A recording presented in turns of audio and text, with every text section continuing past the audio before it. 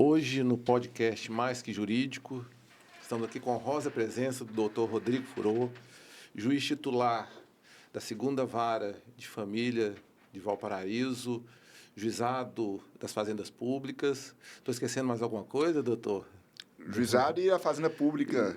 E da Fazenda Pública. Doutor Rodrigo Furô, que, pelo que a gente viu aqui e a gente vem acompanhando, é um fenômeno, principalmente em passar em concursos para a magistratura, né? Foi juiz de direito no Tribunal de Justiça do Pará, foi juiz de direito no Tribunal de Justiça da Paraíba, foi aprovado, mas não chegou a tomar posse no Tribunal de Justiça de Alagoas, também foi oficial da Polícia Militar de Minas Gerais. Doutor, foi muito difícil passar nesses concursos? Ou o senhor teve que estudar muito e, às vezes, a gente está só vendo o lado bom e não está vendo o lado difícil de ter passado? Conta um pouquinho dessa trajetória para a gente. Passar em concurso público não é nada fácil, sobretudo quando se trata de um concurso da envergadura da magistratura, né, para a carreira de juiz de direito. Mas antes de passar no concurso, foram muitos anos de dedicação, de estudos e de muitas reprovações. Eu fiz cerca de 30 concursos para a magistratura, rodei o país todo, conheci de norte a sul, e passei nesses 4 concursos. Então, assim, antes de alcançar esse êxito, foi um longo percurso de 4 anos e meio, com muitas reprovações, persistindo, estudando diariamente, com disciplina, com dedicação, dá certo, não pode desistir. E o oficialato da Polícia Militar, da honrosa, né? Polícia Militar de Minas Gerais, né? Que eu também sou formado em Direito de Uberaba, né? Apesar de ser ali do vizinho Uberaba e Garapava, né? Mas eu fui criado em Uberaba, então a gente conhece essa valorosa, né? Polícia Militar do Estado, né? Inclusive, eu fiz um ano de curso de Direito em Uberaba, na Uniub. Foi lá também? Que foi na Uniub. Então, nós temos alguns pontos em comum aí. Tem mais um mineiro aqui também. Né? 2008. Foi até, como se diz, aluno de alguns dos meus colegas que formaram comigo, Certamente. Léo, né? A Renata, no DNPJ. E eu fui policial militar em Minas de 2005 a 2016. Fiz a prova do CFO e para soldado também, passei em ambas. Optei pelo CFO para seguir a carreira do oficialato. E no decorrer da carreira, no começo ali do curso de Direito, do curso de formação de oficiais, eu vi os professores falando, aí tem que fazer isso, o juiz vai... Eu nem sabia da figura do juiz, né? E de tanto eu ver os professores falando que quem que decidia aquilo era o juiz, e quem que resolvia aquilo era o juiz, e que se fosse condenado... Quem condenava era o juiz, eu fiquei pensando, nossa, gente, eu tô achando o máximo isso, eu quero ser juiz. E eu tinha entrado na Polícia Militar pensando o seguinte, eu quero ser coronel. Sim. Eu cheguei para seguir carreira e para ser coronel, ficar lá até o último dia da minha vida. E no decorrer do curso de formação, eu gostei tanto do que os professores falavam que o juiz fazia, que eu decidi, naquele momento, percorrer um outro caminho. Aí eu comecei a estudar, fiz o curso de Direito e fiquei na polícia e isso me deu uma experiência muito grande. Hoje eu tenho exerço magistratura há quase 10 anos, tenho mestrado, pretendo fazer doutorado, mas eu costumo falar nas minhas palestras, inclusive agora nesse momento especial no podcast Mais Que Jurídico, que do meu currículo, o que eu mais gosto de destacar é a minha experiência enquanto policial militar. Porque isso traz uma bagagem de vida, uma experiência profissional. Você lida com inúmeras dificuldades, tanto institucionais quanto, e sobretudo, das pessoas, né, resolvendo problemas dos outros no dia a dia, em situações em campos adversos. Não é nada fácil, é extremamente complexo ser policial. Então, isso me trouxe uma bagagem, uma experiência de vida que me deixou um ser humano muito melhor e também me permitiu ver o mundo de uma forma mais justa, né? Não no sentido, como muitas pessoas podem pensar, de repressão e como se coloca aí muitas vezes na imprensa e nas redes sociais de brutalidade. Por isso não é isso. Né? Mas eu falo o lado humano das pessoas, a gente vê ali no dia a dia, né? Entender a realidade, como é que funciona. Conhecer na ponta, né, Conhecer doutor? a ponta da linha, como é que funciona. Exato. Tanto o policial enquanto ser humano, as dificuldades que ele enfrenta, quanto as pessoas que a polícia atende no dia a dia, né? Que passam inúmeras dificuldades, né? Então, isso é a verdade, né, da vida aí, que nós vivemos uma bolha, né? A gente mora em locais bons, nos alimentamos bem, não temos as dificuldades, estudamos em escolas boas. Isso é muito falado aqui. Então, a gente vive uma bolha, a gente tem que sair da nossa bolha e conhecer a realidade. E a partir do momento quando você tem essa oportunidade na vida, como eu tive enquanto policial, né, isso me transformou num ser humano muito melhor e me permitiu hoje ser um profissional que também tem essa visão, tanto do lado de vista do policial, quanto do lado de vista também das pessoas que são as destinatárias da prestação do serviço policial, que são os próprios policiais, inclusive, né? É verdade. Isso é importante. O fato do senhor ter já estar lá na ponta como policial militar e hoje ser um magistrado, isso acaba o senhor realmente tendo uma outra visão, né? Até, às vezes, o senhor vendo um lado mais técnico, um lado mais prático, como magistrado. Sim, isso é muito importante. Eu costumo falar que essa experiência policial, ela não deveria que ser, obviamente, uma condição. Inclusive, tem um texto que eu publiquei há muito tempo, que eu trato não só do ponto de vista policial. Nossa carreira é jurídica, obviamente, mas para julgar, nós temos que ter experiência de vida. Sim. Porque o julgamento, por mais que ele seja jurídico, a forma como nós visualizamos o mundo e interpretamos os fatos, tem toda a relação com as nossas experiências passadas. Sim. Nós não somos máquinas para decidirmos de uma forma fechada e de forma fria. Nós temos as nossas experiências passadas que nos influenciam totalmente. Isso forma os nossos vieses cognitivos, né? São atalhos mentais que vão nos levar a raciocínios, muitas vezes injustos, inclusive. Então, nós temos também que saber que nós temos vieses cognitivos e ter técnicas e formas disso não impactar nas minhas decisões. De achar que, por exemplo, pelo fato de ter sido policial, isso não me leva a toda a ocorrência policial, entender que não houve excessos. Há casos em que houve excesso que eu vou ter que não reconhecer um APF, falar que aquele APF é nulo, ou ter que absolver. Sim. Né? Sim. Então, eu tenho também que ter essa consciência de que eu tenho que me despir, de certa forma, dos meus vieses para ser imparcial. No entender que sempre há acertos. Até porque, enquanto seres humanos, eu também erro nas minhas decisões. Todos temos vicissitudes, né? Somos humanos, né? Todos nós temos nossas limitações, inclusive cognitivas, de achar que eu sou mais inteligente que o advogado, que o promotor, que eu sou melhor que eles. Isso é uma grande besteira, né? Sim. Cada um tem a sua limitação.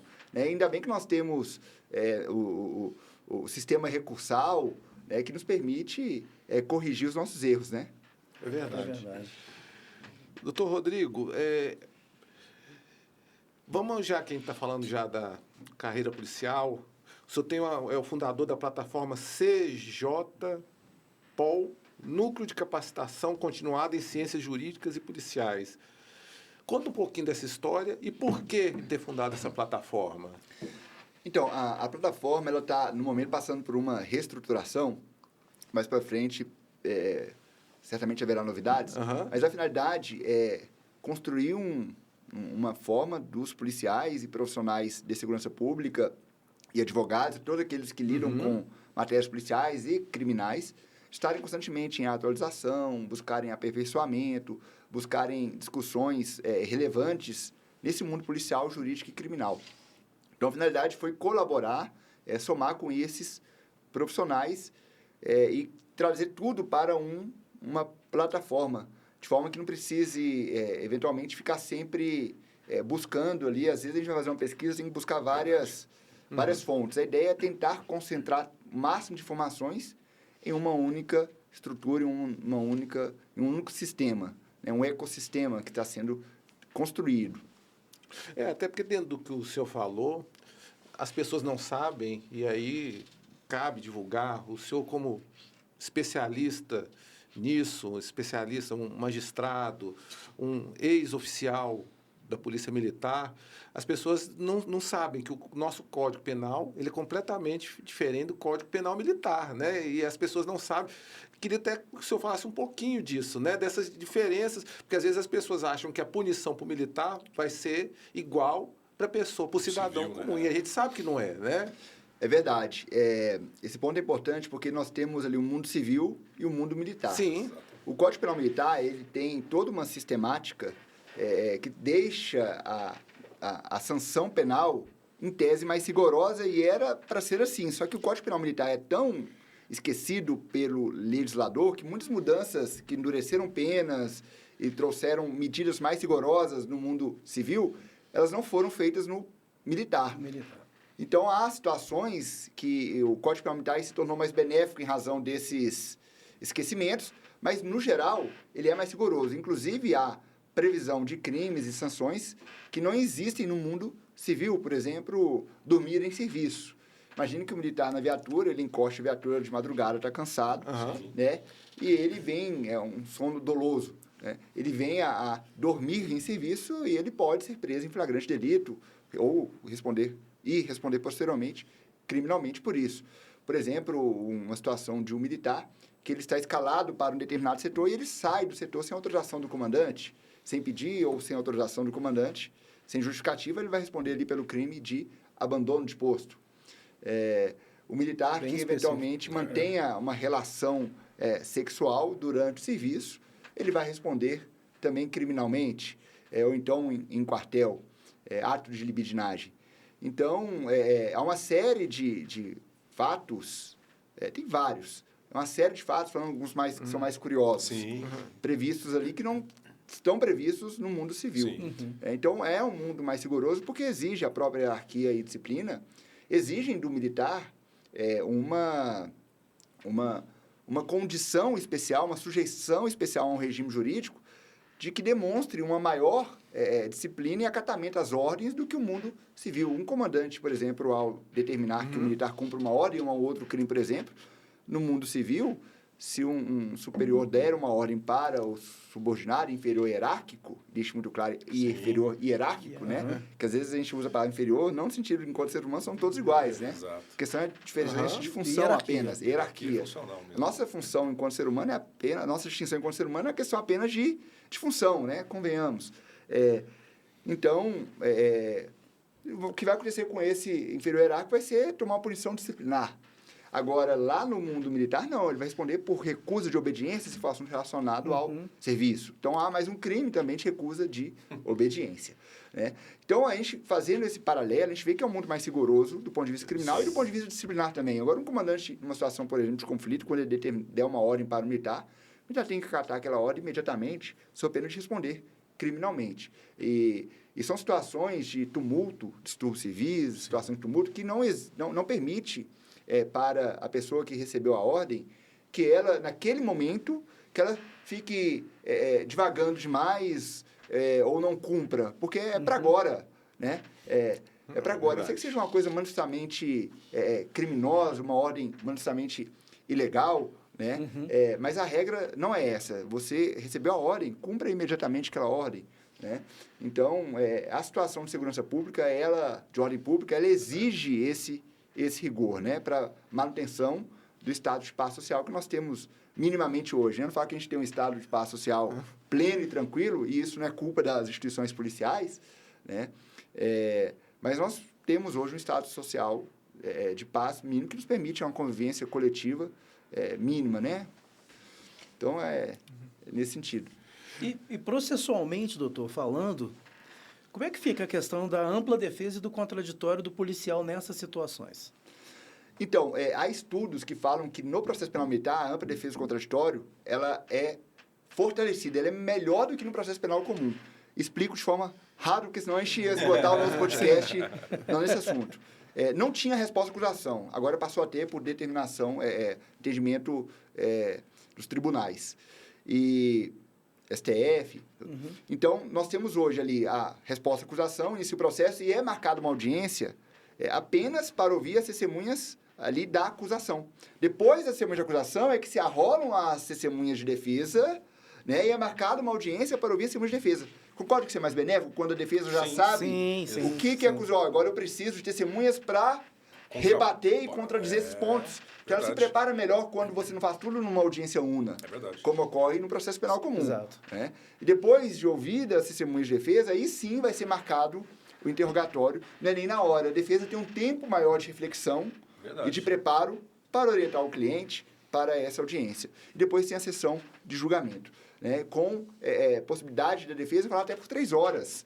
Né? É como se fosse um júri ali. Né? É um júri com uma defesa, assim. Então, assim, o processo penal militar, em que pese ele ter a parte material, né? A parte criminal mais rigorosa, o processo penal militar, entendo, e há outros professores, doutrinadores que falam isso, que ele é muito mais garantista do que o processo penal comum. Doutor Rodrigo, ainda dentro desse aspecto, mas aí também pegando um pouco do viés do juiz titular da 2ª Vara de Família de Valparaíso. Tem muito caso de PA lá? Os policiais traem mais do que o normal, o policial militar? O senhor pode falar sobre isso? Nós pesquisamos aí, vimos uns comentários de um artigo do senhor. Né? Esse tema é polêmico, não me comprometa. Então, vou tentar responder aqui de forma técnica, né? Para quem está nos assistindo que seja eventualmente casado com um policial ou uma policial, não leve isso para o lado pessoal. Né? Mas nós temos estudos, não sou eu que estou falando, tá? Eu até publiquei no meu Instagram, em redes sociais, estudos, fontes, falando que realmente dados confirmam que a traição no meio policial ela é maior do que em outros meios. Isso se dá a uma série de fatores, como, por exemplo, ao estresse do ambiente policial, muitas vezes uma carga de horário penosa ali para o policial que reduz a sua convivência com a família. Também o fato do ambiente ser um ambiente altamente com cargas ali, né? Um ambiente altamente masculino, né? E muitas vezes a nossa cultura machista, e eu não tenho nenhum temor de falar isso, que para mim nós vivemos um mundo machista, às vezes eu falo isso e vem uma parcela de uma população que isso não existe, muitas vezes aquele cara que ele dá aquela pulada de cerca é visto como o fodão, né? E na verdade é visto, a meu ver, como um fracassado, né? Quando ele deixa de lado ali a proteção da sua família, da sua esposa, né? E muitas vezes a carga de adrenalina que o policial libera ali no dia a dia, nos conflitos, nas atividades, isso tudo, né, forma para ele, né, surge para ele a necessidade de buscar válvulas, escapes, né? Exatamente. Válvula de escape. Então, nessas situações, ele tem que buscar uma compensação emocional para que ele consiga sopesar, né, todo esse ambiente, essas situações, e isso acaba influenciando na traição, até porque quando imagino, até porque não é do meu caráter isso, quando alguém deixando bem claro, né? Deixando bem claro. Quando a pessoa pula cerca, ela tem uma carga de adrenalina, sim. Né? E o policial, ele já ele usa essa adrenalina no dia a dia, faz parte dele essa adrenalina, situações de conflito, né? O cérebro dele ativa sistemas de luta e fuga constantemente na rua, né? Muitas vezes o policial sai para rua para trabalhar, não sabe se vai voltar. Exato. Então, essas situações, ditas aqui de forma resumida, propiciam um ambiente, sim, de traição. Não que, deixando muito claro para quem está nos assistindo, não que isso justifique jamais, mas é uma forma científica de tentar explicar, né, por que há um maior índice. Tem toda a questão do caráter também, obviamente. Sim, claro. Né? Ele deve se colocar como um coitadinho porque traiu. Né? Mas são explicações com base em estudos que tentam ali justificar o porquê que há um maior índice de infidelidade conjugal no meio policial. Eu imaginei, sinceramente, que dentro desse estudo existisse um pouquinho também do fetiche da farda. Não sei se... Tem isso também. Ótima colocação, que é um texto que nós publicamos também, que muitas pessoas se sentem atraídas por um poder simbólico ali que o policial possui. Sim. Né? Porque as instituições, se a gente for observar, as instituições policiais, os policiais, em tese, eles têm que ser muito bem vestidos. Sim. A farda, ela tem um impacto simbólico de poder. A farda deixa a pessoa bem arrumada, empoderada. Tem que fazer barba bem feita, cabelo cortado. Né? E então, muitas vezes, isso atrai, sim, né, um olhar maior ali para determinadas pessoas que sentem isso como uma fonte de... Um atrativo. De um atrativo, né? De atração. Sim. Mas isso também tem estudos falando que isso é uma verdade. Ah, interessante. E mudando um pouco de assunto, doutor Rodrigo, também nesse viés da Polícia Militar de Segurança Pública, a influência da mídia na segurança pública e no trabalho policial, isso atrapalha? Os policiais se sentem retraídos às vezes, intimidados? Como é que o senhor vê isso? Como um ex-oficial, como um ex-policial militar? Então, eu acho que faz toda a diferença. Porque, primeiro ponto, nós temos constantemente divulgações de matérias policiais que elas demonstram apenas, e muitas vezes de forma distorcida, um ponto negativo do trabalho dos policiais, que é o excesso da força e o abuso policial. É claro que existe abuso policial, claro que existem erros policiais, assim como existem em todas as profissões, na magistratura, no Ministério Público, na advocacia, no legislativo, todos estão ali passíveis de praticarem erros. Só que os erros dos policiais esses são mais evidentes por vários fatores. E um deles é que o erro policial ele é de mais fácil percepção, né? Você se excede ali no uso da força, isso fica, ou então pratica abusos físicos, né? Isso fica evidente. Isso acaba sendo uma linha muito tênue, né? O uso da força moderada do uso da força que ele precisa ser ele fica... E o policial está na rua, não está dentro de um gabinete, né, doutor? E naquela adrenalina, às vezes, acaba que usa, né? Dentro do que o senhor está falando. Exatamente, perfeito. Porque muitas vezes temos essa linha tênue, tantas outras, não. Claro, às vezes a pessoa já está ali contida, algemada e é agredida. Isso aí não tem justificativo para isso. Sim. Mas muitas vezes o policial vai usar a força, né, no estrito cumprimento do dever legal e, eventualmente, pode ser que ele venha, sim, a se exceder, não por uma intenção do policial de praticar abuso, né? Mas, muitas vezes, em razão da questão humana, né? Você está ali com um policial num momento de alto estresse, de alta tensão. O segundo seguinte pode ser o fim da vida dele. E nós temos hoje uma escalada crescente de desrespeito aos policiais na rua. Basta vermos, os policiais estão avançando, os policiais, tomando armas dos policiais, agredindo os policiais.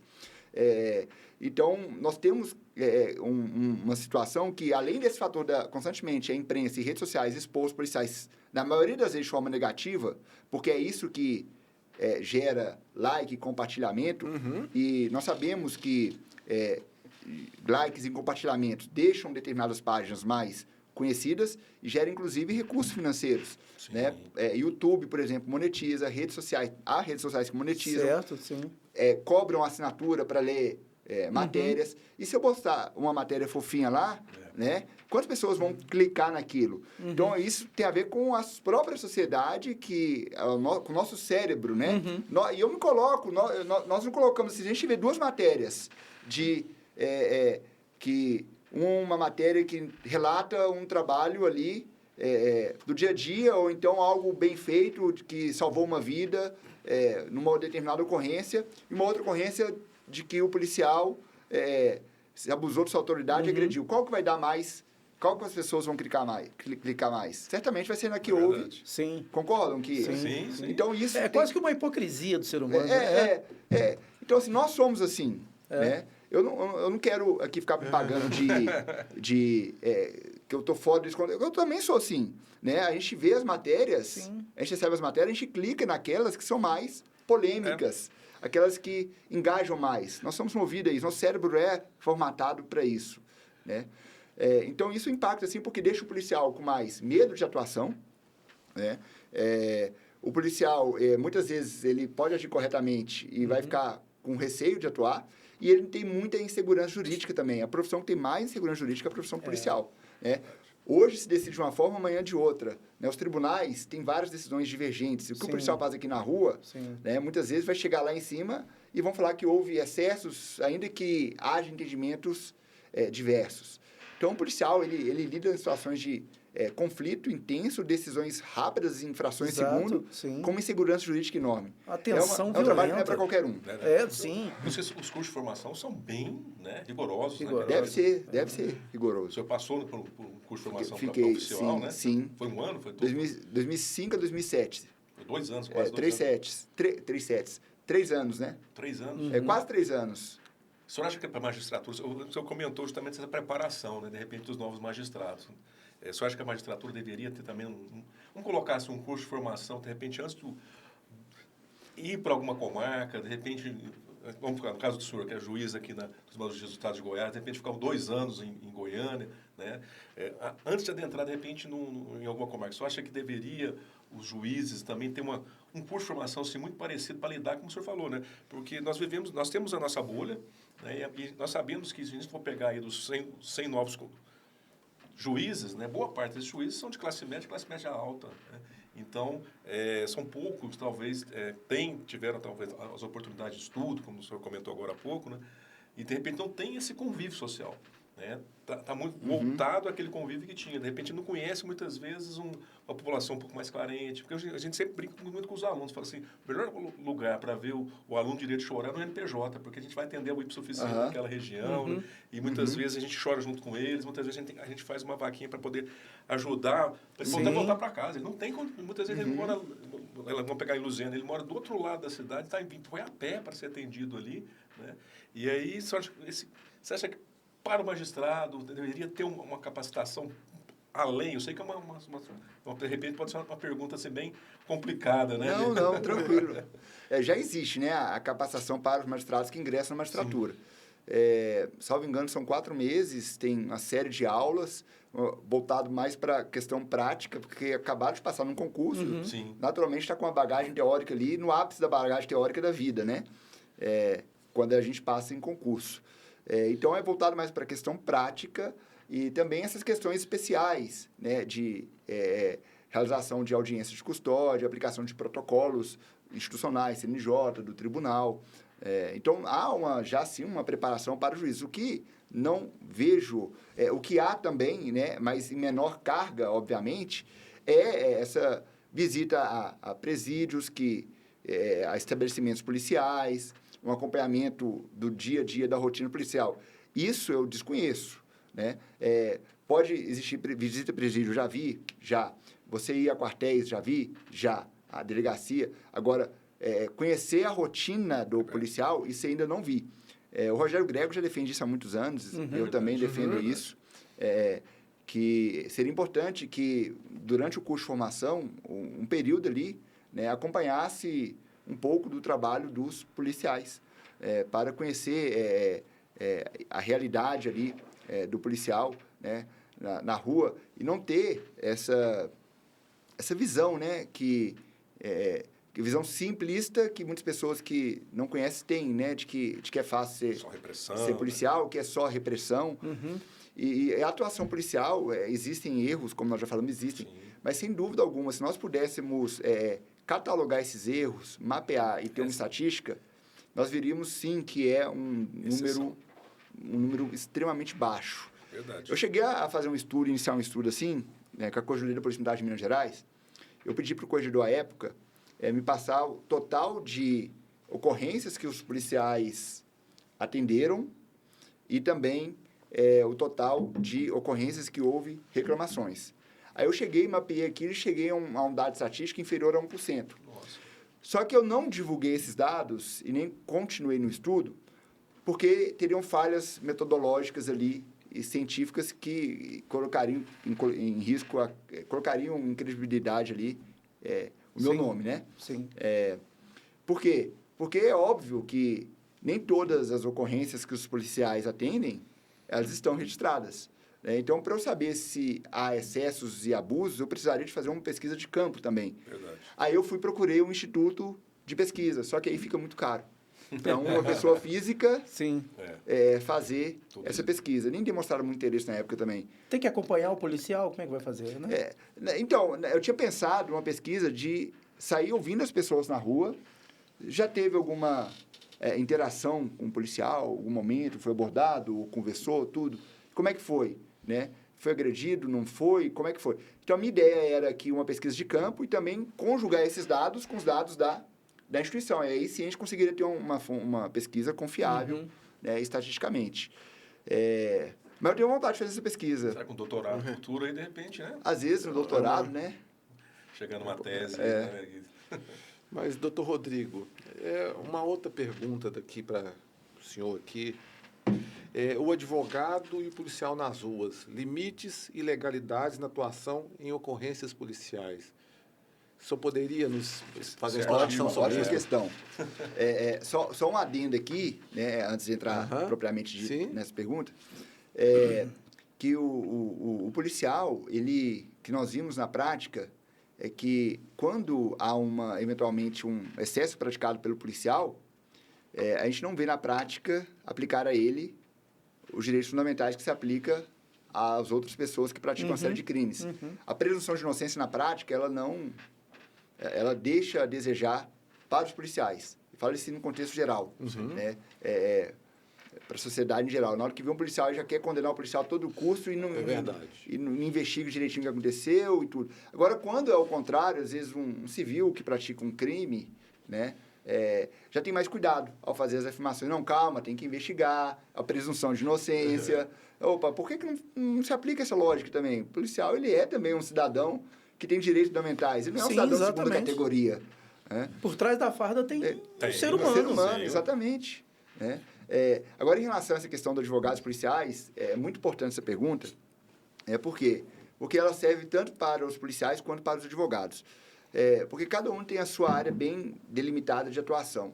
Então, quando um advogado chega a uma ocorrência, o policial ele tem que saber, né, que o cliente do advogado ele tem direito a um acompanhamento do advogado, ele tem direito de que o advogado oriente se vai responder as perguntas dos policiais, inclusive na rua. Ele tem direito que o advogado acompanhe até para assegurar que a integridade física, psicológica e emocional dele será preservada e deve ser preservada. Então, nós temos que saber que faz parte do sistema jurídico, né, a preservação de direitos fundamentais e que bom que é assim. Né? E o policial e o contrato também o advogado também tem que saber que quando ele chega numa ocorrência, nem sempre, né, ele vai conseguir ter um acesso imediato ao cliente dele, que ele não tem o direito de acompanhar necessariamente ali na fase pré-processual, investigativa, no APF, no inquérito, acompanhar ali a produção das provas, a audição, eventualmente, de determinadas testemunhas. Ele tem que saber que ele vai cuidar dos direitos do cliente dele, mas também ele não pode interferir no trabalho dos policiais na rua. Sim. O policial vai realizar uma diligência, por exemplo, o cumprimento de um mandado de busca, apreensão ou prisão, é muito comum, e o advogado vai entrar ou não na casa junto. A recomendação protocolar, né, é que o advogado, naquele momento, ele não entre. Ele tem que entender isso porque para a segurança dele próprio. Muitas vezes o policial vai cumprir um mandado de prisão em busca e apreensão e é recebido a tiro. Né? E nessa situação, você está ali com o advogado. Como é que fica? Então, tem limites, né, o advogado, o acompanhamento do advogado, mas tem limites também para o policial que não pode querer cercear a todo custo esse acompanhamento do advogado. Então, na rua, nós temos um ambiente, muitas vezes, de tensão, né? Acabou de acontecer. Quando acaba de acontecer, o ambiente está o quê? Está tenso, o clima está tenso, os hormônios estão a todo vapor. Não é bem diferente da gente que está aqui sentado na mesa de podcast batendo papo. Aquilo aconteceu lá. Meu amigo, na hora que aconteceu, todo mundo fica com, né, mais, assim, estressado. Com os nervos à flor da pele, nervos à flor da pele, o advogado, o policial. Somos seres humanos. Temos que ter técnicos, obviamente, para ter autocontrole emocional. A população que está ali no local, às vezes, incitando. Não é incomum. Né? É comum acontecer. Né? E assim, é interessante isso, porque é cobrado do policial quase ser uma máquina nesse momento. Né? E em crimes mais graves, né, muito cruentos e etc., a própria população se revolta à possibilidade de linchamento e tudo mais. E, na maioria das vezes, o policial, que é um ser humano também, a população cobra dele uma atitude da qual nem ela própria é capaz de suportar. Sim. Não é? Às vezes é muito comum. Não é muito comum isso acontecer. Raro, mas é muito comum. Exatamente. Né? Sempre. Então, assim, eu acho que nesse ponto aí realmente é uma crítica social que eu faço de achar que o policial é uma máquina, que ele não é um ser humano e que ele não tem um sentimento de ver uma vítima dilacerada, né? E é óbvio que ele vai olhar para o réu com o olhar que a própria população olharia para ele. Ele tem o dever de, talvez, ter uma atitude mais comedida do ponto de vista, né? Dali, até para preservar a própria sociedade e tudo mais. Mas cobrar dele também que ele não tenha sentimento é quase impossível. Exatamente. Isso é interessante. Recentemente participei de uma discussão com o juiz militar de Minas Gerais, né, o Dr. Bruno e o Dr. George. Salvo engano, no caso Favela Brasil, a Corte Interamericana entendeu que deveria substituir o nome auto de resistência por, não sei se é lesão corporal ou homicídio decorrente de resistência. Não lembro direitinho a terminologia, mas fato é que a terminologia que sugeriram é uma terminologia que você invertia, inclusive, a questão da presunção de inocência. Você não quer falar que a pessoa ela faleceu em razão de uma resistência dela, mas você quer falar que o policial praticou homicídio. Isso era uma inversão, assim... dos próprios valores ali do trabalho do policial. Sim, então, assim, mudar o nome, beleza, mas deixa algo mais neutro, mais imparcial, Sim. Sem falar que ela resistiu, mas também não fala que o policial, naquela ocorrência, ele praticou homicídio, né? Então, assim, ficam querendo inverter os polos e sempre querendo colocar no colo do policial a responsabilidade. E muitas vezes a gente vê que não é desse jeito, dessa forma, né? Somente quando a gente vê em alguns casos polêmicos, quando há um confronto, né? O policial ali, igual a gente falou aqui, está naquela tensão lá, e às vezes, depois de todo o ocorrido, tentam jogar toda a culpa na polícia. E às vezes a gente vê que a verdade, muitas vezes não é essa, né? Sim. Exatamente. E, assim, é claro que o policial tem que ter um preparo emocional muito grande. Porque os ambientes de pressão, eles fazem parte do trabalho deles. Então, a gente também não pode usar esse argumento sempre para querer justificar falhas. Então, isso exige do policial um alto preparo constante. E também da instituição. Então, essas situações de tensão, elas servem para ser usadas como... para entender, né, o que aconteceu, mas nós temos que chamar também a responsabilidade às próprias instituições, porque o policial ele só consegue estar preparado adequadamente de forma emocional, física, estrutural, em todos os sentidos da vida, né, quando você tem um suporte institucional adequado e também, né, um suporte familiar, né? Porque o policial ele vai lidar com um ambiente de tensão, mas muitas vezes ele está numa situação ali de um ambiente em que ele está tendo gatilhos ou então não está sendo acolhido. Então, as instituições policiais hoje, elas têm se preparado mais essa questão da saúde mental, porque saúde mental e preparo policial, elas andam juntas, né? E uma questão financeira também. O policial, ele anda preocupado financeiramente. A preocupação financeira é uma bandeira que, infelizmente, o policial carrega muitas vezes a vida toda. Então, uma questão, uma remuneração mais justa, um ambiente institucional que não tenha assédio moral, sexual, preconceito, um ambiente que acolha o policial, que o respeite enquanto ser humano.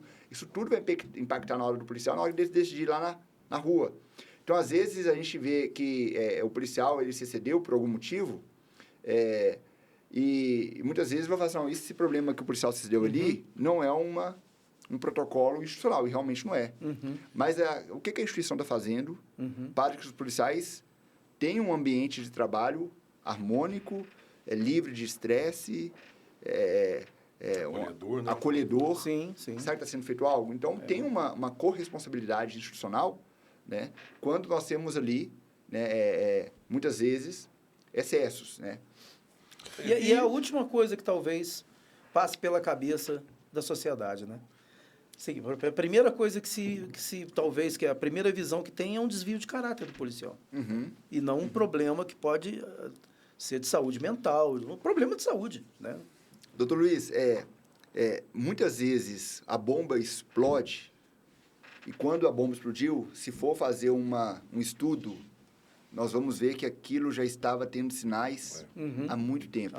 Um policial que decide tirar sua própria vida, ele certamente já deu vários sinais para os seus colegas de trabalho e para a instituição.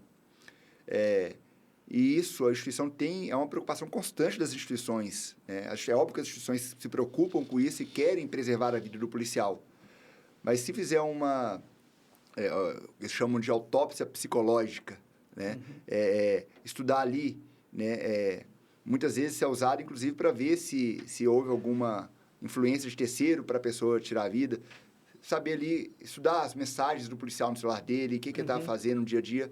Né? Nós vamos conseguir dados que vão mostrar que o policial já estava dando sinais. A partir do momento que o policial dá sinal, tem que acolher. Inclusive, a principal pessoa e a primeira pessoa que pode acolher é o seu colega de farda que está na rua, que ele vê que ele não está bem. Sim. Né? E no dia a dia, um turno longo de serviço, é normal você comentar como é que está seu dia a dia e tal. Então, ele tem que levar isso para a administração. Às vezes, afastar o policial da rua, vem cá, nós vamos te acolher, encaminhar para o serviço de saúde, né? Dar o devido atendimento. Né? Então, isso, quando um policial se excede na rua, tem a responsabilidade dele também. Mas isso aí, muitas vezes, é uma carga de explosão mental, de um sofrimento ou de alguma coisa que está acontecendo na vida. Porque não é, vocês devem procurar comigo, não é normal um ser humano ter prazer em agredir outra pessoa. Exato. Quem que quer agredir os outros gratuitamente? Torturar. Isso não me entra na cabeça. Eu estou aqui e vou ali bater numa pessoa. Sim. O que é isso? Né? Isso tem que ser estudado. Nós temos um viés. Ainda que essa pessoa seja uma pessoa que praticou um crime, nós temos limites. Nós temos que pegar essa pessoa, aprender. A partir do momento que cessou a resistência dela, não tem que falar mais em uso da força. Né? Para o uso da força ativa ali contra aquela pessoa. Né? Então, assim, eu acho que tem muitos estudos ainda que nós temos que fazer. Com certeza. Até porque esse tipo de pessoa que chega a essa situação derradeira sequer passaria num exame psicológico. Sim. Quando da admissão dentro da corporação. Exato. E, doutor Rodrigo, e o impacto do trabalho policial na família? Como é que o senhor vê isso? Isso é quem é casado com um policial, no caso, minha mãe, meu irmão, meu tio, minha avó. Você conviveu toda essa... Todo mundo. Sabe seu como pai impacta. ali no dia a dia. Minha família é uma família tradicionalmente militar em Minas Gerais. Né? Então, realmente, há impactos que levam, muitas vezes, para dentro de casa. Estresse da mente, muitas vezes, ele é carregado, descarregado com a esposa, com o marido, com os filhos. Eu convivi, né, em quartel por causa do meu pai. Meu irmão é militar também, meu padrinho, tio, avô. Né? Então, eu cresci num ambiente dentro de quartel. E nós sabemos que é um ambiente, em razão de tudo que nós falamos, do estresse, tudo, que ele vai levar isso naturalmente para casa. Então, a família, ela tem que ter uma compreensão de ser uma ponte de apoio, né, e de escape para a manutenção da saúde mental daquela pessoa que é policial. E, obviamente, também, o policial ele tem que ter essa compreensão de que a esposa ou o marido não pode virar também saco de pancada, né? Sim. Então, tem que ter um meio termo. Né? E muitos casamentos terminam, de policiais terminam, em razão dessa vida, rotina de trabalho, horários de trabalho e ausência de atenção para o cônjuge, para os filhos. E, principalmente, filhos, né? O policial que tem filho, o pai que se ausenta muito, ou a mãe que se ausenta muito na rotina do filho, isso vai impactar lá na frente na formação da pessoa. Sim. Eu sou pai, eu tento, no dia a dia, estar presente ali na vida dos meus 3 filhos, todos os dias. Isso faz toda a diferença na criação de um ser humano. Então, sim, impacta muito na vida da família que tem um policial, em razão de toda essa carga de estresse. E muitas vezes o policial não vai ter uma condição financeira de querer ali atender, dar um lazer, quer pegar os filhos dele, a esposa, vamos viajar para um lugar bacana num feriado ou umas férias. Sim, não... E muitas vezes não vai conseguir. Isso gera frustrações, né? Então, assim, é um ambiente... É difícil. Quem é casado com um policial que está nos assistindo aqui, comente aí como é que é o seu dia a dia. É verdade. Não, mas é verdade, porque às vezes o filho pensa, puxa, meu pai ou minha mãe trabalham tanto, e na hora, né, e eu vejo às vezes meus amigos, meus colegas, o pai vai para a praia, vai e tal, e meu pai trabalha tanto, mas ele não tem condição. É uma frustração também, né? Inclusive, o policial, nós temos que entender, às vezes, quando eu estava na polícia, eu já ouvi essas frases, é uma frase que eu repudio com todas as minhas forças. Quando você chega para a pessoa e fala o seguinte, não leva problema de casa para o trabalho, nem do trabalho para casa. Só que quem pensa assim, se esquece do principal, que o ser humano é um só. Não existe, não existe o soldado, o cabo, o sargento, o tenente fulano de tal. Tirou a farda, ele agora é o Tirou a farda e agora acabou todos os meus problemas lá atrás. Sim. Nós somos um só. Nós somos um só. Então, é necessário ter essa compreensão de o ser humano enquanto um ser único que precisa ser acolhido em sua integralidade, né?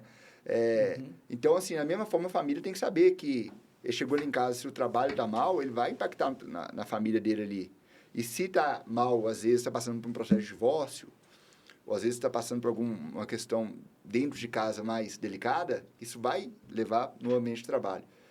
E no ambiente de trabalho, uma outra crítica que eu faço também, muitas vezes nós temos aquele mito do herói, né? Da pessoa que ela dá conta de tudo e que se pedir ajuda, ela vai ser vista como uma fracassada e não dá conta, pede para sair, né? E isso apenas faz o policial, em razão desse receio que vai ser gerado nele, a deixar de buscar ajuda.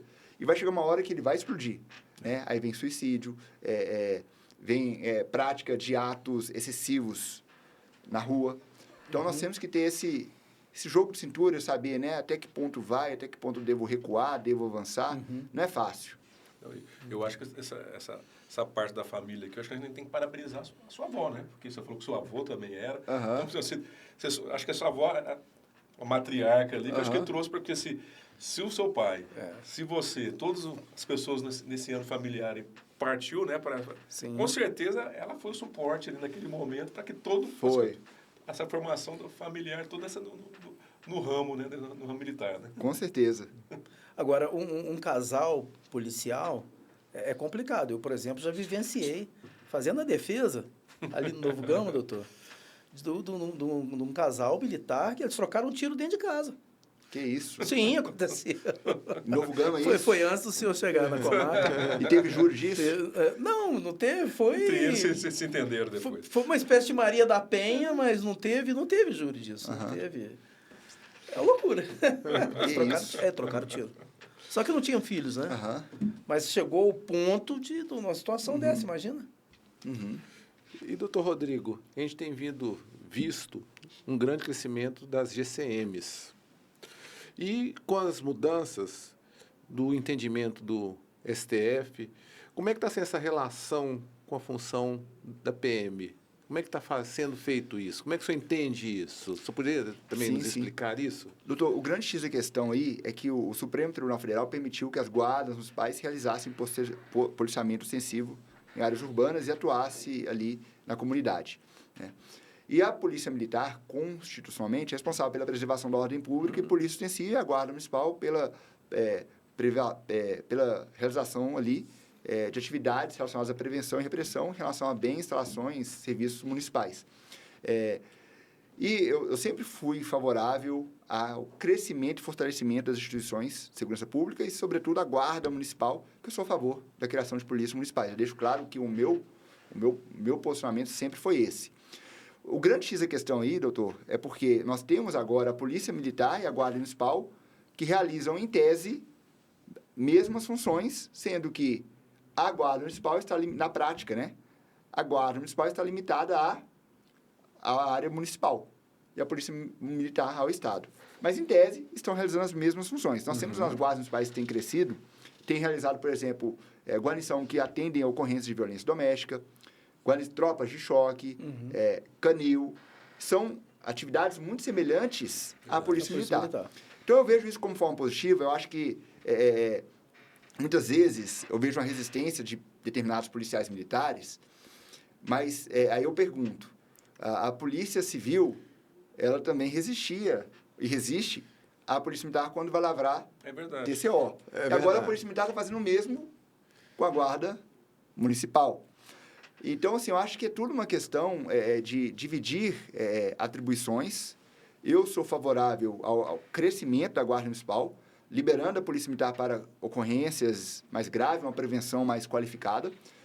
E a Guarda Municipal, por exemplo, pode ficar responsável por atender todos os TCOs e determinadas ocorrências, determinadas matérias, e a Polícia Militar ficar mais... se deslocar aí para crimes mais graves, a prevenção qualificada ali em homicídio, tráfico de drogas, roubo. E a Guarda Municipal também, sem prejuízo de atender as ocorrências, mas focar mais no atendimento ali mais municipalizado, mais TCOs. Então, acho que tem trabalho para todo mundo. Verdade. E muito. O importante é que, a partir do momento que a Guarda Municipal cresceu tanto, que haja um sistema integrado de registro de ocorrências, porque senão a estatística se perde.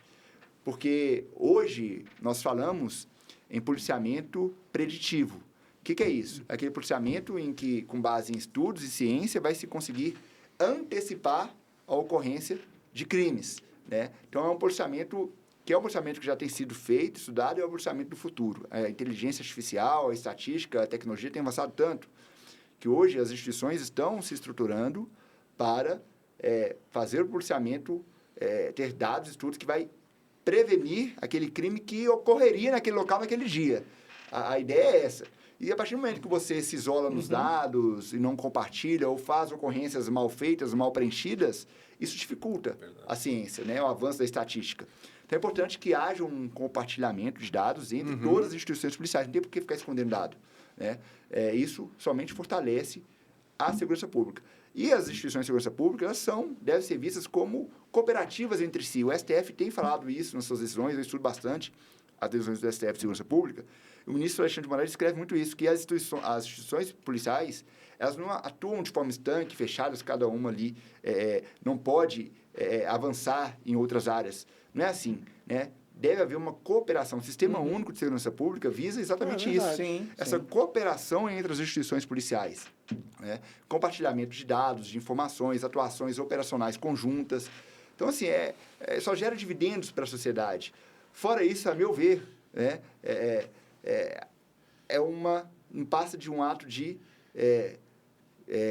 vaidade. Né? Nós, seres humanos, temos, em maior ou menor grau, vaidades. A verdade é essa. Todos nós temos uma parcela de vaidade para alguma coisa, alguma área da vida. Né? Eu tenho muita vaidade, inclusive, com meus filhos. Por exemplo, se estiver aqui na escola fazer alguma atividade lá, não vai querer colocar outra pessoa, que quem vai estar lá, quem vai querer estar lá sou eu. Eu sou muito vaidoso com meus filhos. Então, mandar representante, não existe representante na hora que se trata de pai e mãe, né? Somos, pai e mãe, a meu ver, são insubstituíveis na vida de um filho. Todos nós temos a nossa vaidade, inclusive profissionais também. Também tenho. Então, assim, é do ser humano isso. Só que a vaidade exagerada, ela prejudica o serviço.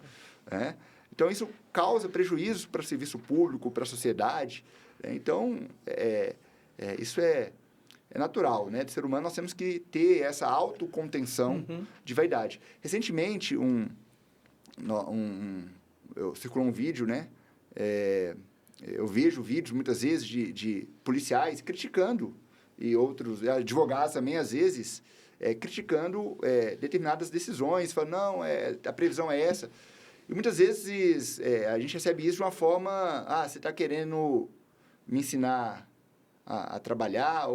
Meu amigo, vamos ter humildade para saber que nós temos ego e temos que ser humildes. Vamos ter uma contenção do nosso ego.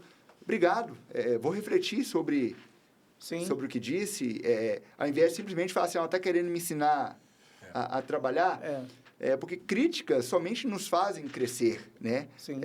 Outro ponto de vista somente nos tornam pessoas melhores, constrói. Pontos de vista e críticas apenas constrói, doutor Luiz. É exatamente isso. Não é no sentido para afundar, ou para querer acabar, ou querer me ensinar a trabalhar. E se quiser me ensinar a trabalhar, vai ser bem-vindo também, porque eu tenho certeza que eu sempre posso melhorar. Né? E por que não me ensinarem a ser melhor do que o que a gente já faz hoje? Essa visão é maravilhosa. E eu quero até fazer um elogio para o senhor, ainda sobre a GCM, doutor, porque o senhor foi muito cirúrgico em relação a isso. Pelo fato de ser casado com a delegada de polícia, eu já vi muitas vezes ela reclamando de quando a Polícia Militar começou a fazer TCO. Ela ficava brava. Eu lembro dela. A hora que ela veio, você vai até brigar comigo, mas eu já sei porque ela falava. Ela reclamava demais que a Polícia Militar não poderia realizar TCOs. E hoje está acontecendo isso com a GCM, ela fazendo os TCOs. É isso mesmo. E eu posso dizer porque eu vivi isso dentro de casa. Então, isso o senhor foi, assim, cirúrgico e perfeito na explanação, né? Na Maria da Penha, né, existe uma resistência muito grande, né, das próprias, da Polícia Militar atuar nessa questão da Maria da Penha, né? Além disso, né, a Polícia Civil não queria muito que a própria Polícia Militar tivesse. Depois e essa ação preventiva é importantíssima, né? Pode ver que hoje a Polícia Militar, ela... Sim. A Polícia Civil, ela fala, quase que o senhor falou, né? Essa incumbência agora é sua. Mas a Polícia Militar está rodando deixa ali na eu rua. investigar aqui, agora você vai tomar conta desse... É exatamente isso. Algumas vítimas a Polícia Militar conhece pelo nome. A Polícia Militar tem um trabalho as patrulhas de violência doméstica, tem um trabalho de fazer essas visitas, esses acompanhamentos. E isso tem estudos falando que você previne que essa vítima seja novamente vítima de violência doméstica. Reduz, ou de um crime mais grave. Ou até mais grave. Né? E muitas mulheres estão numa escalada de violência doméstica aí, ponto de serem vítimas de feminicídio, né? Não, é algo que está tão latente, está tão... Parece que cresceu muito, né, doutor? Eu que atuo no Tribunal do Júri e tudo. Mas o senhor também, né? Na verdade, como magistrado. Nos últimos anos cresceu. Tem estatísticas sobre isso, né? Ainda que as leis fiquem mais duras, a violência doméstica, infelizmente, ela tem estudo recente falando que ela aumentou mesmo com o endurecimento da lei. Sim. É claro que endurecer a lei por si só não vai ter o efeito pretendido. Mas, pelo menos, a pessoa que praticou a atrocidade fica mais tempo presa, né? Que fica 40, 50, 60 anos. Você sabe que mais de 40 não pode. Doutor Rodrigo tá com a caneta pesada. Ele sabe que mais de 40 não pode. Mas que seja condenado a 50, 60, 70 anos. Sim. Ou a pessoa que mata uma mulher, a meu ver, ela devia ficar assim, mofar na cadeia. Né? É uma atrocidade tão grande, é uma brutalidade assim. É o crime que eu mais sinto dificuldade em propor uma determinada tese, porque é quase que indefensável, dependendo da forma como é cometido. Eu fico imaginando, né? Os filhos, né, no tribunal do júri, Sim, tem muitas ali, implicações, né? muitas implicações, muitas. Vendo um pai responder pela morte de uma mãe, né, que está ali. Então, você vê, acho que destrói toda aquela construção de família. Sim. E essa é uma questão muito delicada, né? Porque muitos maridos que chegam a cometer o assassinato da esposa ou da companheira, alguns não têm coragem nem de enfrentar. Muitos se suicidam também no local. Por isso a importância também desse rigor da Lei Maria da Penha, né? É verdade. Eu conheço vários relatos de homens que praticaram feminicídio e em seguida suicidaram, sabendo que ele teria uma sanção bem grave ali, né? Ficaria preso por décadas ali. É uma verdade. Mas, doutor, para entrar no assunto mais descontraído aqui, quais os filmes que o senhor gosta e o senhor recomendaria para aqueles acadêmicos de direito, para a população que gosta dos operadores do direito, dessa área, assim, para eles assistirem? Eu já vi que o senhor gosta dessa parte, assim, nos momentos de lazer. Tem algum que o senhor tem preferência?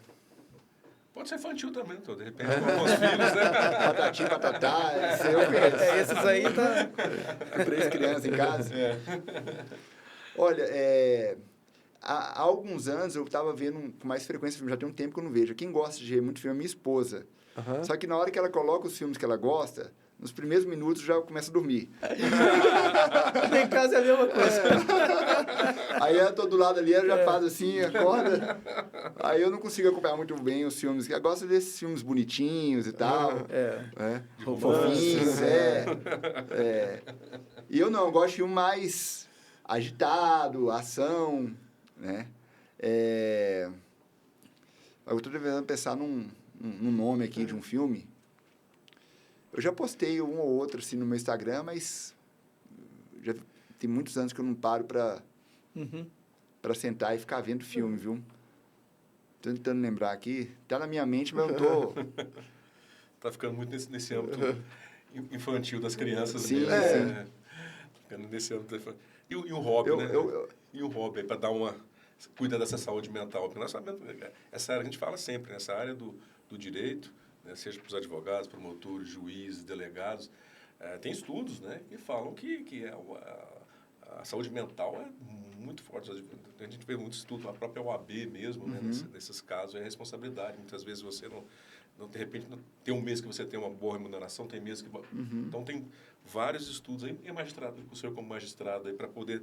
eu sei que tem os filhos aí que saem um pouquinho, né, as minhas já estão um pouco maiores, né, mas eu lembro que era a hora que, de repente, saía daquela rotina, né? E o que o senhor faz nesses momentos aí, além dos filhos, né? Tem algum outro hobby? Sim. Só complementando aqui a resposta ao filme, eu tô com um filme na minha cabeça, eu vou falar aqui, às vezes, vocês vão saber. Não tô lembrando o nome. É uma mulher que... Um dos filmes que mais me chamou a atenção, um dos filmes que eu mais gostei de ver na minha vida. É uma mulher que foi servir a força aérea dela de um país em guerra, eles não queriam deixar ela pilotar. Ela mostrou que ela tinha condições, capacidade, e ela conseguiu fazer manobras lá e conseguiu salvar ali os militares ali, se tornou um dos pilotos mais habilidosas. E é um filme baseado em fatos reais. Eu gosto muito de filme baseado em fatos reais. Minha esposa também vê muito filme baseado Conhece esse filme que eu estou falando ou não? Tenente, eu tenho a mesma dificuldade do senhor, porque eu também durmo com muita facilidade, entendeu? Mas... A história do tenente não sei o quê... Estou tentando lembrar, não estou... Mas é um filme, assim, que vale muito a pena ver. Porque esse filme mostra uma história de superação e de preconceito contra a mulher. Pelo simples fato dela ser mulher, ela quis pilotar. Ela, desde criancinha, no filme, falava que queria ser pilotar e tal. Aí ela foi... Era muito caro, né, pagar o curso de piloto civil. Ela pegou, tentou ser piloto lá na Força Aérea do país dela. Não queriam deixá-la por fato dela ser mulher. Ela não desistiu, mesmo tendo tanto preconceito, assédio, e conseguiu e se tornou a melhor pilota lá da... E é um filme baseado em fatos reais. É muito bom. A história do tenente... Terminando aqui, eu vou dar uma olhada no celular ali e vejo. Em relação aos hobbies, o que eu tenho feito ultimamente? Eu tenho feito muita atividade física. Pelo motivo de querer me envelhecer saudável. Eu estou fazendo 40 anos ano que vem. Então, eu estou entrando num marco, ainda é novo, mas eu estou entrando num marco na minha vida que, se eu não começar a ter um rigor maior com a minha saúde, talvez eu não envelheça bem, possa até envelhecer bastante, mas sem saúde. Eu não quero chegar lá, ficar pengando, sem saúde, ter um infarto ou um AVC, como eu falei ali, antes de começar, que o médico falou que se eu não mudasse meus hábitos, eu iria ter.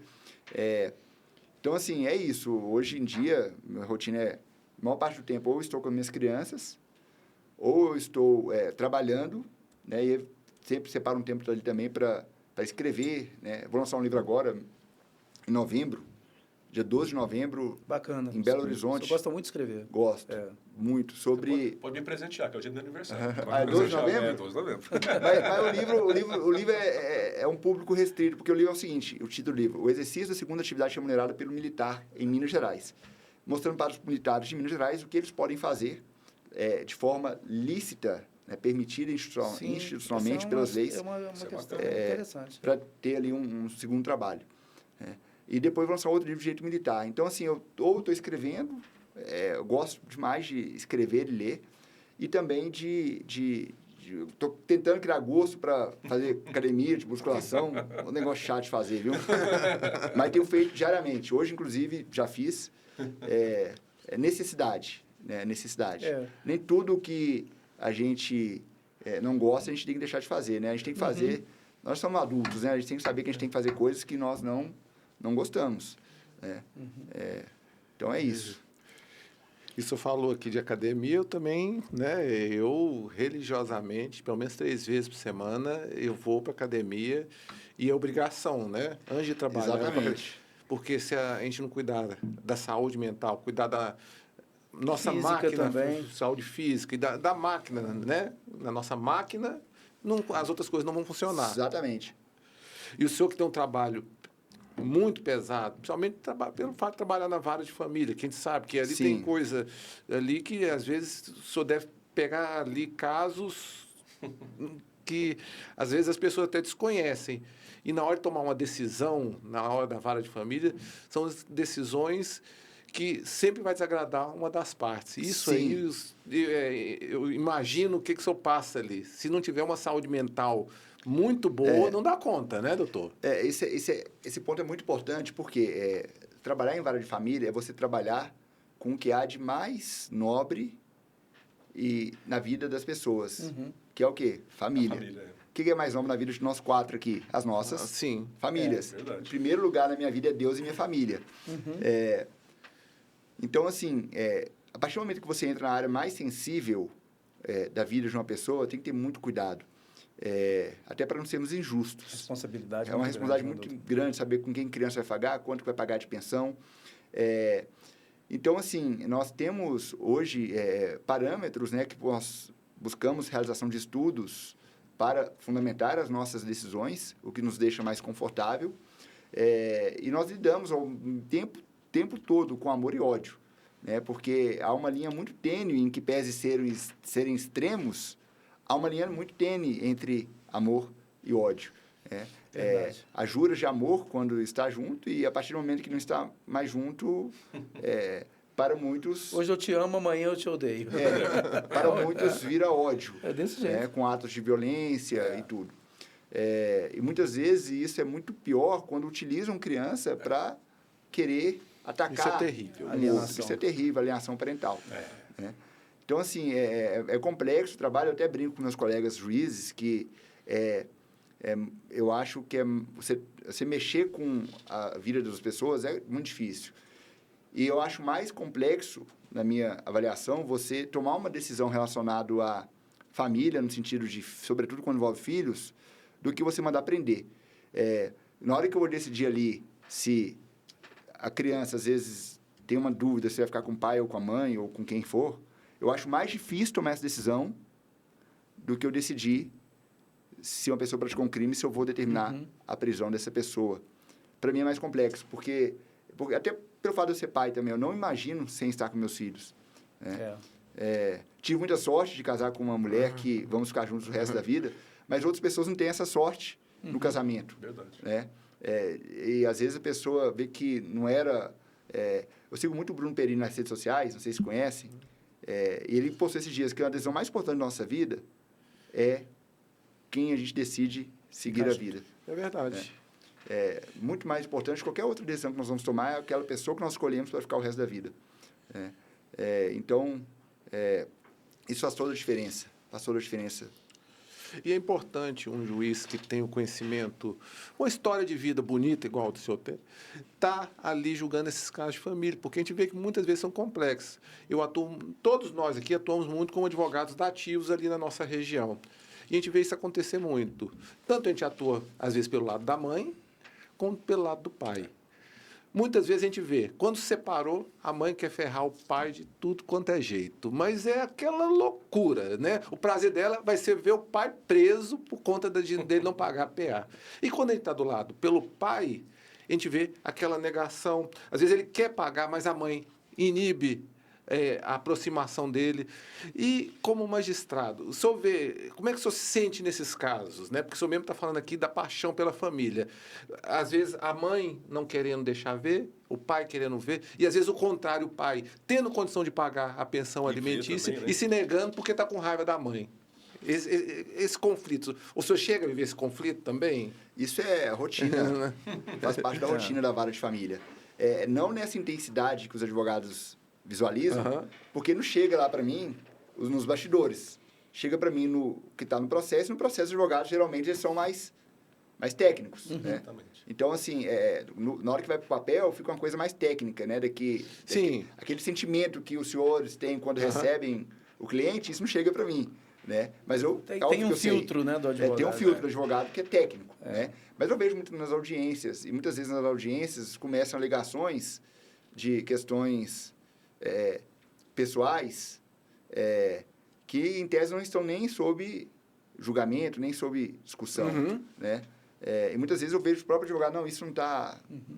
É até importante que o juiz tenha esse apoio do advogado, que tem a relação de confiança, né, cliente-advogado, que é mais fácil o cliente-advogado do que o juiz ali, né? Então, é importante a gente ter esse apoio do advogado na hora da audiência, para a gente colocar os limites ali do que vai ser discutido ou não. Mas também, enquanto magistrado, eu sei que a pessoa que está ali é ser humano, ela está cheia de sentimentos, cheia de questões ali afetivas envolvidas, e nós não estamos julgando máquinas, né? Então, eu tenho que ter essa ponderação também, de ter essa sensibilidade.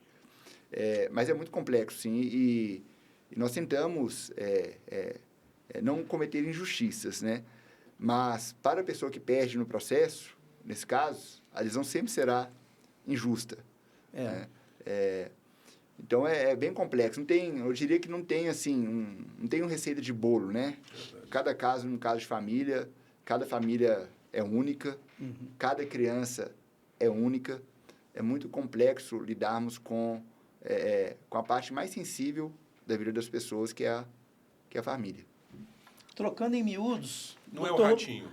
Não é um ratinho. Doutor Rodrigo, quando quer desestressar da vara de família, ele fala assim, eu vou ali fazer um tribunal do júri. Amanhã E como é que é essa experiência, doutor? Amanhã tem júri. Então, eu gosto muito, amo trabalhar, gosto muito da área criminal.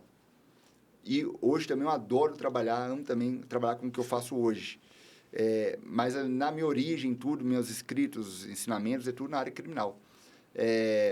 Mas eu, sempre que tenho oportunidade, eu me inscrevo. O tribunal possui programas para os juízes se inscreverem, fomentar a agilidade processual. O Tribunal de Justiça de Goiás, ele fomenta essa agilidade processual, sem dúvida, no país, está entre os melhores tribunais. Verdade. Isso é o CNJ que está falando, não sou eu. Não, mas a gente sente isso. Nós, advogados, a gente diamante vê... por 4 anos seguidos. Conseguem visualizar, então, como advogados, que o tribunal tem se empenhado. Então, o tribunal lança programas e eu me inscrevo nos criminais, principalmente, para poder fazer audiências criminais, sentenciar casos criminais, fazer júri. Eu descarrego ali o meu prazer, prazer da matéria, né? Sim, não, claro, obviamente, claro, da dor claro.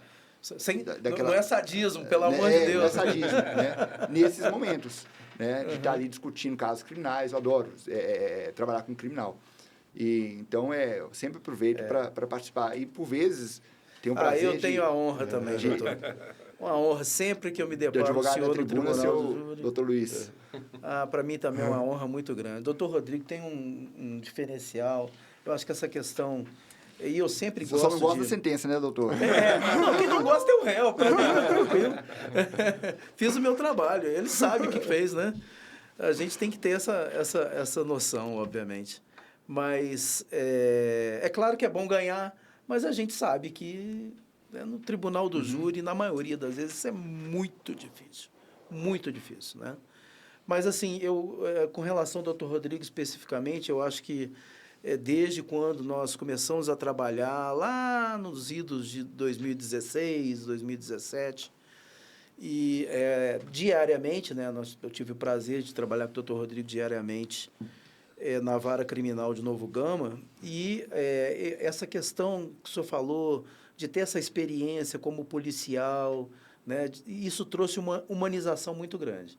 E eu sempre gosto de ressaltar isso quando, ali naqueles cumprimentos, o senhor sabe disso, eu sempre gosto de ressaltar esse lado humano do senhor. Mas, assim, não são coisas que realmente chamam atenção. O doutor Rodrigo, ele é o único magistrado, até hoje, com todos que eu trabalhei, com todo respeito a todos, mas que pergunta sobre o estado de saúde do filho do réu, por exemplo. O senhor tem filho? Ele está bem de saúde? Eu achei isso assim, eu acho isso, sabe? Sim, porque não é uma pergunta aleatória, né? Isso vai formar de alguma maneira, né, dentro da sua decisão final, vai ter uma certa convicção sobre... até mesmo, dependendo do crime, eu deixo ele fica preso, ele vai ser solto, né? Eu acho que talvez tenha penso eu, né? Que tenha, e tem o lado humano disso aí. Né? Então, isso não é uma questão aleatória. E o doutor Rodrigo, eu acho que, né, eu sempre prestei atenção nisso, cara. Isso é bacana demais, doutor. Eu acho muito legal. Bom, obrigado. E já encerrando, porque o nosso tempo já está estourando, né? E tem que buscar os meninos na escola. Me perdi, passa tão rápido. Nem vi a hora passar. Qual a mensagem que o senhor deixa para os acadêmicos de direito, para os operadores de direito, para aqueles que estão nos ouvindo? Qual a mensagem que o Rodrigo Furô quer passar aqui, antes de a gente terminar aqui, de a gente concluir? Obrigado por essa oportunidade. Vou focar ali falando com os acadêmicos de direito, algumas ponderações. A primeira é que você que escolheu fazer o curso de Direito, você está entrando no mercado de trabalho que hoje nós temos ali no Brasil mais de 1 milhão de advogados, que é um mercado de trabalho que não tem espaço para aquelas pessoas que não se dediquem muito e sejam as melhores naquilo que fazem. Inclusive, seja na atuação da advocacia, poucos advogados na advocacia eles conseguem ter um padrão remuneratório muito bom e conseguem viver com tranquilidade sendo advogados.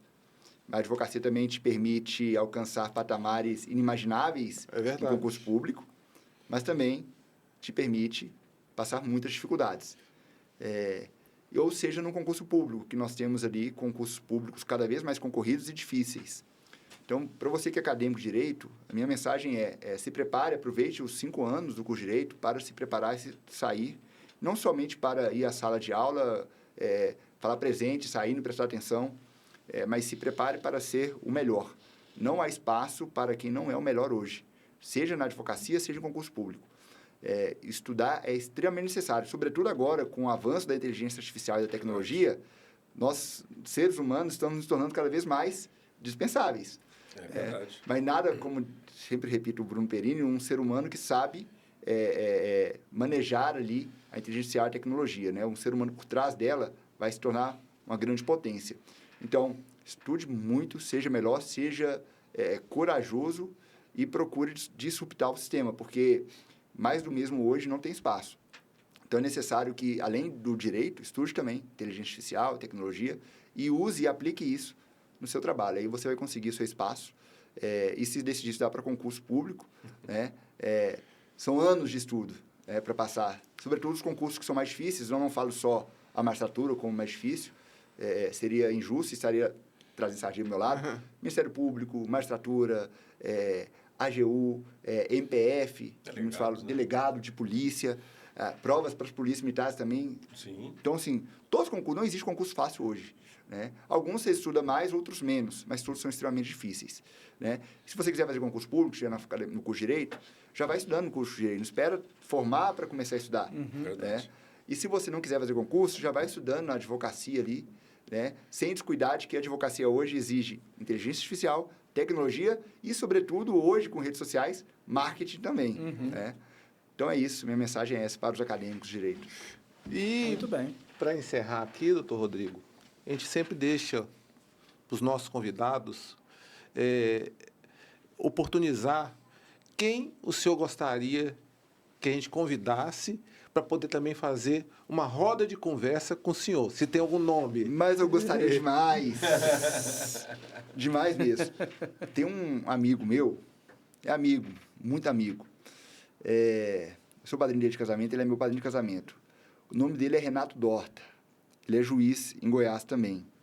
Só que o lado ruim de convidá-lo é que ele trabalha em Anápolis, né?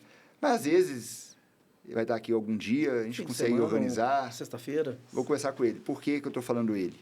Nós conversamos muito. E nossos pensamentos são em muitos assuntos completamente diferentes. Que legal. Então já está o convite. Como é que ele chama, doutor? Renato Dorta. Doutor Renato Dorta. Um cara Dorta. nota 10, um ser humano e um profissional fantástico. Doutor Renato Dorta. Isso. Doutor Renato Dorta, o convite já está feito aqui para o senhor vir participar do podcast Mais Que Jurídico. É isso aí. Uma entrevista com o senhor e depois uma roda de conversa com o doutor Rodrigo Furô. Já está aqui o convite feito. Eu adoraria ter uma roda de conversa com ele. Vamos trazer uns temas bem polêmicos para ver se... Quase sempre pensamos totalmente diferente. Mas somos grandes amigos. Não, mas é isso daí isso que é importante. Mas, se todos pensassem iguais, né? Isso demonstra essa maturidade. Né? De repente, a gente vê muitas vezes essa divisão dos meios políticos. De repente, se essas pessoas tivessem esse pensamento, talvez acho que as coisas hoje não seriam tão drásticas, as situações que a gente está vendo. Não é só no Brasil, mas acho que no mundo todo, né? A coisa teria... Verdade. Acho que, como o senhor falou aí, né? As diversidades que muitas vezes vai trazer... Muitas vezes a gente pensa que é algo que é nosso mesmo, né? Sim. Aí, quando de repente vem uma outra opinião, você fala, mas será? Aí você começa a refletir, né? E muitas vezes você muda até uma opinião. Nós temos que ter a consciência que nós não somos os donos da verdade. Nós somos os donos da razão. Mas esse é um trabalho diário que a gente faz, né? Assim como, por exemplo, o juiz ouve o advogado e, de repente, muda de uma opinião, ou se espelha numa opinião do Ministério Público, ou o advogado convence o Ministério Público de que talvez... Então, essa diversidade é que constrói o direito. Exatamente. Que constrói o direito. E para encerrar aqui, muito obrigado, doutor Rodrigo. Foi um prazer receber o senhor aqui, mas eu também quero fazer um agradecimento aqui para as câmeras aqui, pela gentileza do produtor de eventos, Raul Queiroz, que está trazendo Gustavo Lima no Valparaíso, né? Que cedeu 2 camarotes para o podcast Mais Que Jurídico. Então, Raul, muito obrigado por essa gentileza que você fez com a gente aqui, cedendo 2 camarotes para poder assistir o show do nosso embaixador, Gustavo Lima. Então, muito obrigado. Muito obrigado, doutor Rodrigo. E vai ser um prazer ter o senhor aqui novamente para essa roda de conversa. Será um prazer voltar aqui, gostei bastante. Parabéns pelo trabalho que fazem. Muito obrigado. Obrigado. Prontinho.